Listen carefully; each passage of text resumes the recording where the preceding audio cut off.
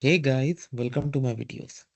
So guys, today in this video, I'm gonna discuss about some strategies that says that can you survive in IT industry without coding?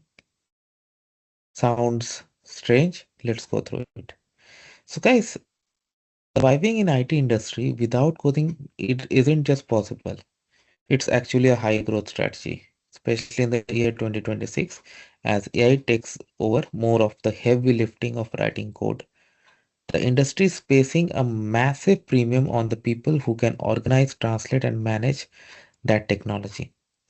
So I'm gonna give you some ways, or you can say that IT landscape with that you can follow without touching a single line of script. But before I proceed further, please hit the subscribe button. Just to give you my introduction, I have over 18 years of IT experience working across various countries, various geographies, various time zones. Okay. Now,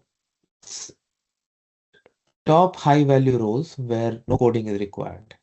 So at this level, many of the positions pay as much as or even more than developer roles because they require specialized bridging skills.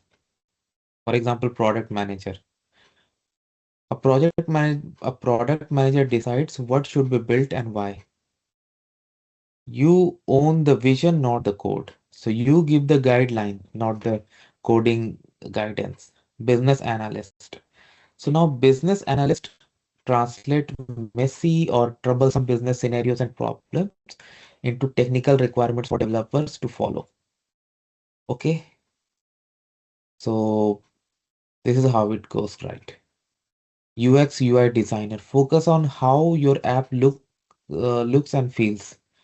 You have to prepare the blueprint documents, or you can say functional specifications, screens design, etc. But developers are gonna do the other work.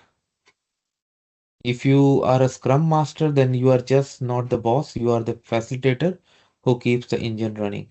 Then ERP consultants who help companies set up massive software like SAP, Oracle, or Salesforce. Okay. Then IT sales, accounting executives. So these are also similar roles. You can also go for leverage the low code revolution. Now in this year, the gap between coding and non-coding, which used to be very wide, has been blurred significantly. No code, low code platforms are taking over. So you can go through these complex systems just by learning some basic skills.